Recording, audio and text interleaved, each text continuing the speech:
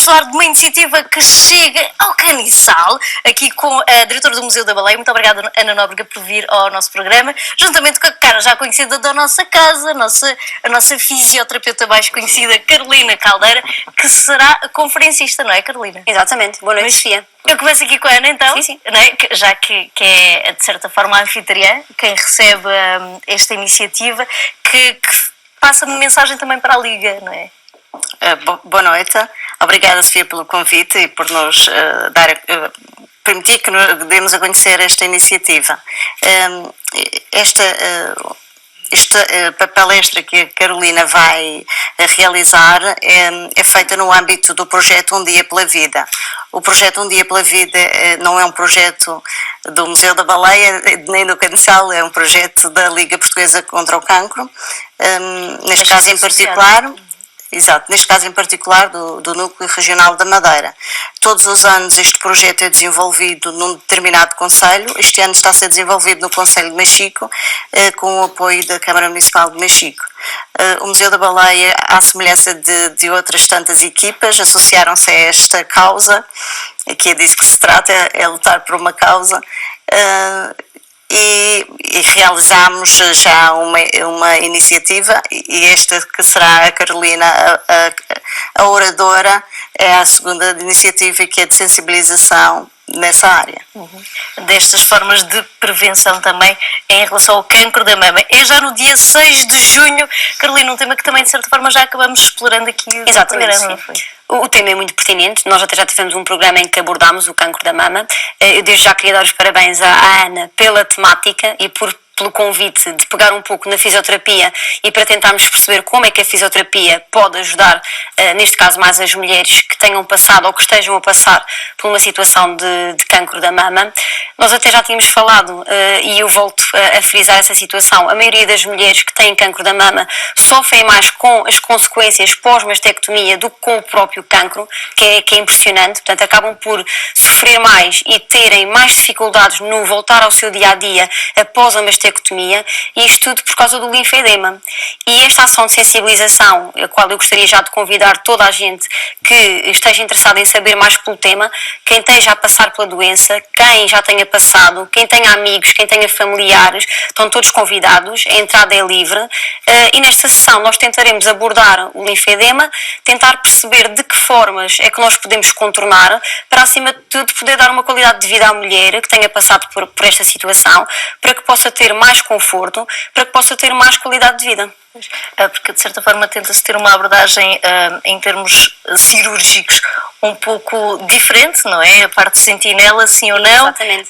Mas o linfedema continua a existir. O linfedema continua a existir, e o linfedema, como é uma questão evolutiva e é um problema crónico, recordando um pouco, o linfedema é um inchaço, o edema do lado do membro superior do qual o peito é operado. Por exemplo, se o peito retirado for o peito direito, o membro superior direito fica com um aspecto muito mais inchado e que também tem aqui uma questão visual associada, porque acaba por ficar um membro, digamos que visualmente mais feio do que o membro oposto, e isto tem outras alterações, não só em termos visuais, mas também em termos de mobilidade do próprio membro, alterações de força, alterações de mobilidade, o colocar roupa a secar, o fazer outros movimentos que podem ser dolorosos, podem ser difíceis de fazer, por não haver aqui depois uma compensação após a cirurgia, e é aqui que a fisioterapia entra, com várias técnicas manuais, com o próprio exercício e com a própria educação, porque muitas vezes é falta de informação, estes doentes não sabem o que é que devem de fazer, o que é que podem fazer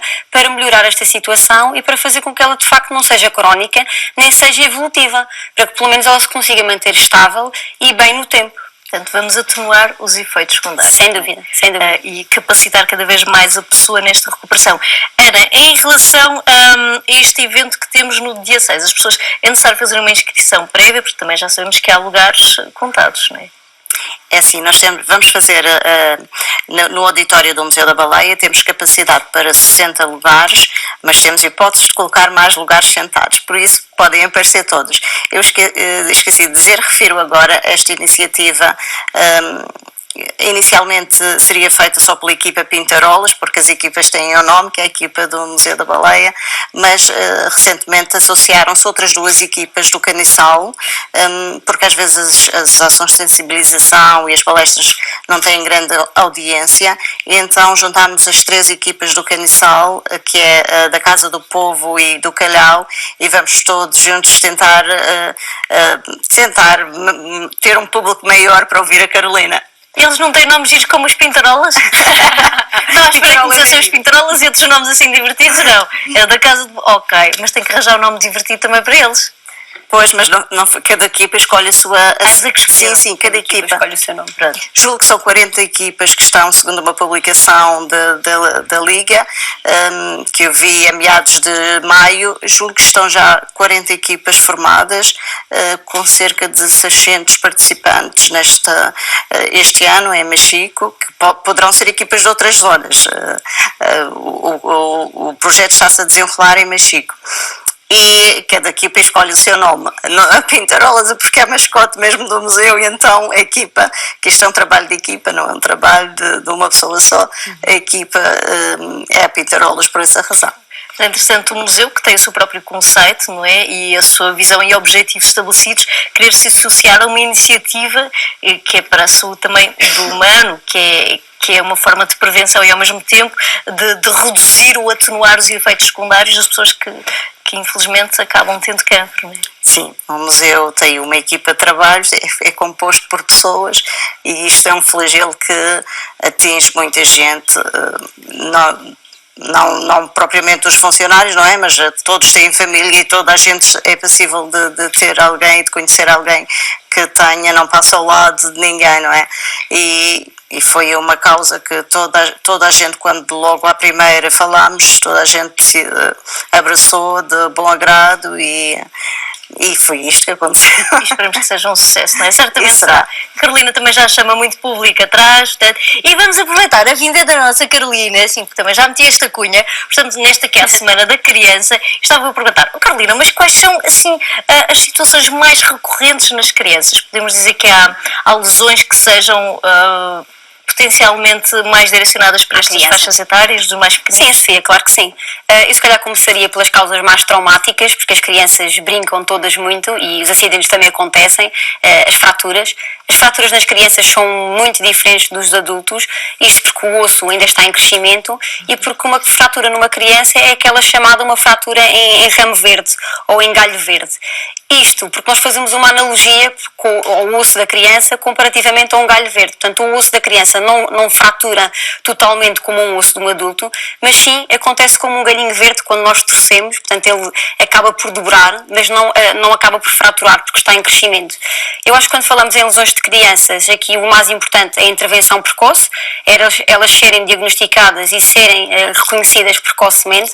Estamos a falar de crianças que mais tarde irão ser adultos e que essas situações que as possam afetar na sua infância depois poderão ter algumas repercussões mais graves quando são adultos. Portanto, têm que ser identificadas e tratadas porque estão em crescimento, e nós todos sabemos que as coisas em crianças são muito mais fáceis de tratar e são muito mais fáceis de resolver do que nos adultos. Mas normalmente há os sinais de alerta, não é? Portanto, uma criança que faça uma fractura, sim, claro normalmente sim, tem dor, como o adulto. Principalmente acaba por ter sinais inflamatórios. Vai ter dor, pode chorar, vai ficar com dor, vai ficar mais quieta. Se falarmos, por exemplo, de um braço, possivelmente não vai brincar com aquele braço. Se falarmos de uma perna, poderá andar a cambalear, ou poderá mesmo não querer andar por sentir dor no membro inferior. Depois também o inchaço, geralmente quando há algum tipo de fratura ou alguma lesão mais grave, há sempre um inchaço associado, uma vermelhidão. Isto são todas alterações que os pais têm que ter sempre em atenção, e sempre que acharem que é necessário recorrer ao seu pediatra, ao seu médico de família, até mesmo ao fisioterapeuta, para tentar diagnosticar e perceber porque é que houve esta alteração no comportamento da criança.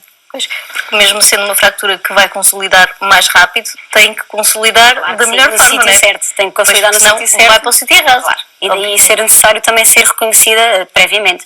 Depois, claro que existem outras situações, que são muito faladas, como por exemplo a luxação congénita da anca, que é a patologia mais frequente na anca da criança, que tem a ver com uma malformação, uma alteração no acetábulo, que é a cavidade que guarda a cabeça do fémur e que faz com que a anca rode, e havendo essa alteração faz com que a anca não fique colocada no sítio certo, digamos assim.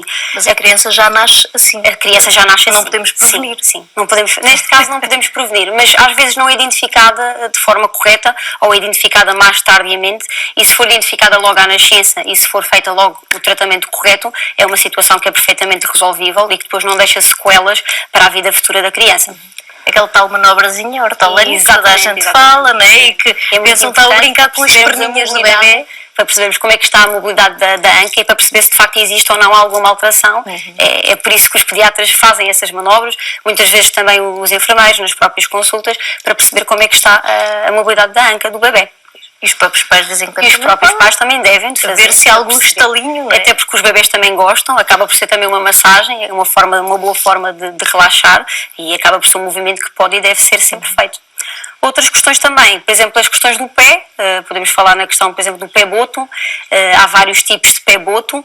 O mais frequente é o pé boto equino, que é aquela situação em que o pé fica para baixo, mas que também é corrigível, que também desde que seja detectado. Portanto, ele anda em pontinhas de pés? Exatamente.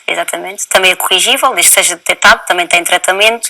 Muitas vezes, e agora até se fala muito na questão das costas, por causa do peso excessivo, já falando mais nas crianças em idade escolar, por causa do peso excessivo que as crianças levam para a escola, as dores nas costas, dores no pescoço, dores na lombar, as próprias escolioses, que são alterações na curvatura normal das crianças e que é muito importante chamar a atenção, principalmente nas raparigas entre os 10 e os 16 anos, que é aquela idade em que há um crescimento grande e que poderá haver aqui uma alteração da curvatura, muitas vezes sem as crianças se aperceberem e sem os pais se aperceberem, e aí ter sempre atenção, muitas vezes às vezes ver o corpo da criança depois do banho ou quando a criança se está a vestir, tentar perceber se está tudo bem ou não com a coluna. Muitas vezes também a altura dos ombros poderá ser um fator ou poderá indicar se está ou não tudo bem. Mas nos rapazes não é tão frequente acontecer. Nos rapazes pode acontecer, acontece tanto nos rapazes como nas raparigas. Aqui a questão é que nas raparigas tem uma evolução muito mais progressiva e, como tal, a identificação e o tratamento tem que ser muito mais precoce. Acontece tanto num como no outro, poderá acontecer em ambos os sexos, mas nas raparigas a evolução é muito maior, porque as raparigas também atingem um pico ósseo muito mais rapidamente do que os rapazes, e são tudo alterações que depois podem levar a que haja uma evolução da escoliose e da curvatura escoliótica muito rapidamente, e muitas vezes acontece sem os pais se aperceberem que já houve ali uma alteração muito grande num período de meses. E o que é que eles vão notar? Portanto, para além da assimetria do corpo, há dores, há outros sinais? Poderá haver dor, muitas vezes podem nem referir dor, mas referir um cansaço, referir uma sensação de cansaço ou de fraqueza nas costas, uma má postura. Atenção que nem sempre as escolioses podem ser, para haver uma escoliose mesmo estrutural, é preciso haver uma rotação da vértebra, e nem sempre todas as escolioses têm uma rotação da vértebra. Às vezes pode ser apenas uma questão postural e uma questão aparente, e como tal é necessário depois fazer um exame complementar de diagnóstico para nós tentarmos perceber se de facto existe essa questão de alteração ser real ou de alteração ser só apenas uma escoliose postural, por uma questão de atitude escoliótica e não propriamente por uma questão de alteração. Acho que vamos ter que continuar numa próxima, porque sim, muita informação para conversa para muito programa. Obrigada pela vinda uma vez mais. Muito obrigada. Parabéns para esta iniciativa que recebem na vossa casa em parceria com o Núcleo da Liga contra o Cancro, já no dia 6, no auditório do Museu da Baleia. Vamos fazer um curtíssimo intervalo, mas já voltamos. Até já.